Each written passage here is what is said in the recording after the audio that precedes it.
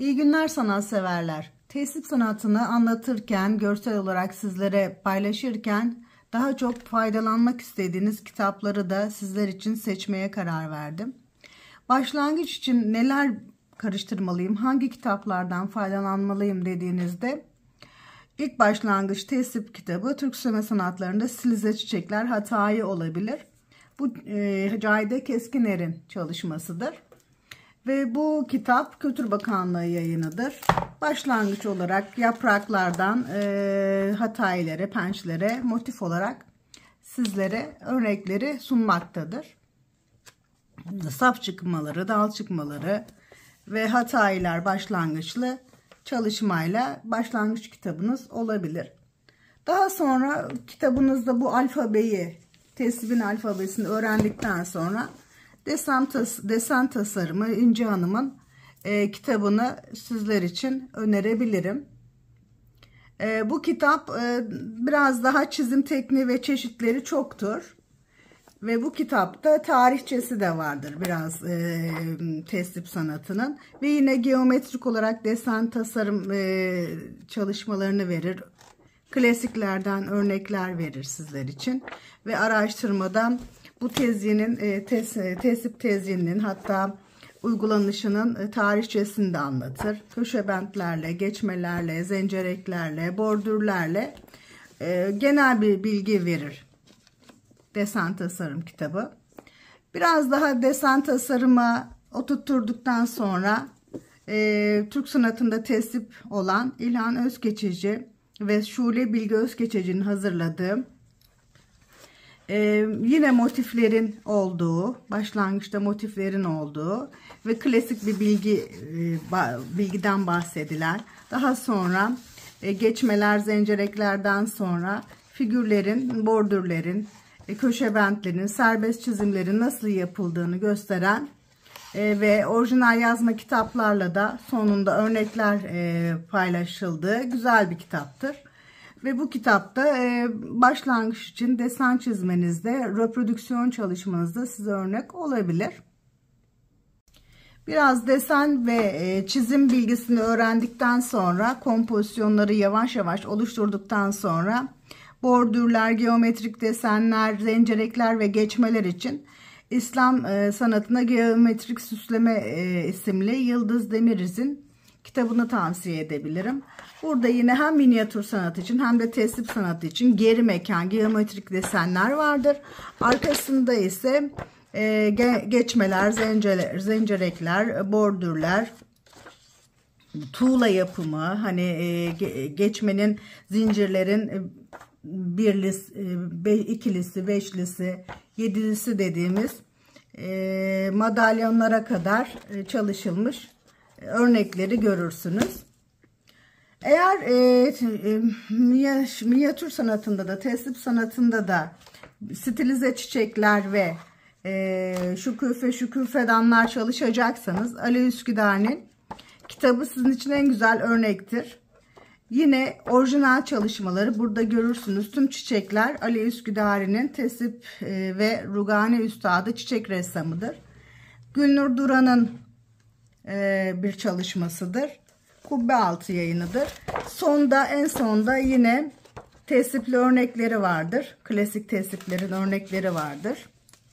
Güzel bir aydınlatıcı kitaptır. Tesipçi alıştınız, desen kompozisyonu oluşturdunuz. Artık iz düşümü olan, gölgesi olan çalışmanın tığları bilmeniz, öğrenmeniz gerektiğinde de tesip sanatında tığ kitabı dediğimiz çok güzel, araştırması bayağı ışık tutmuş olan Kültür Bakanlığı yayını kitabımızdan faydalanabilirsiniz. Hazırlayanlar Muhsin Akbaş, Vesile Öztekin, Ülker Tansı, Mükerrem Taşkapılıoğlu'dur. Ve hemen hemen araştırılmış, uygulanmış her çalışmanın, her tığların orijinalleri yüzyıllar içerisinde uygulanışı burada vardır. 16. 17. 18. yüzyıl diye bölümlerle sizlere tığların örnekleri verilmiştir. Bu da tesip için, tığlar için güzel bir aydınlatıcı kitaptır.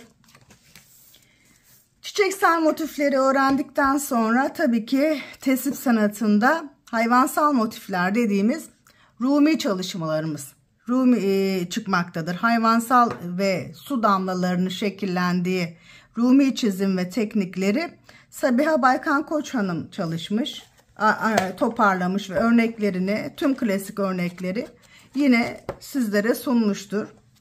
Bu araştırma güzel bir sonuç vermiştir. Sonunda da bulutlar ve Rumilerin ortak kullanışlı anahtarlarını görmektesiniz. Yine desen için size oldukça aydınlatıcı bir kitap olduğunu söyleyebilirim. Türk sanatında kompozisyon İlhan Özkeçeci'nin yine orijinalleri ve kendi çizimlerinin olduğu güzel bir tasarım örneği olan, daha çok tasarıma ağırlık verdiği kitabını görmektesiniz. Siyah beyaz bir baskıdır. Başta yine Türk süsleme sanatlarının anlatımı vardır. Sanatın tarihi, kullanış alanları, yüzyılları olarak size aydınlatıcı bilgi vermektedir. İstanbul'un yüz motifi dediğimiz Münevver Üçer ve Kaya Üçer'in araştırması olan güzel bir kültür AŞ'nin çıkardığı güzel bir renkli baskı çalışma da size şukufeleri, çineleri, şukufedanları, minyatürleri, tesipleri, orijinalleri gösteren el altı kitabı olabilecek bir kitap olarak İstanbul'un yüz motifini önerebilirim. Ara ara gittiğiniz çalışmalardan, sergilerden veya müzelerden, kütüphanelerden, kataloglarda toparlayabilirsiniz.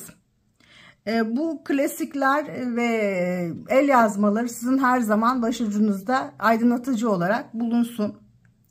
Ve her zaman onları örnek alın.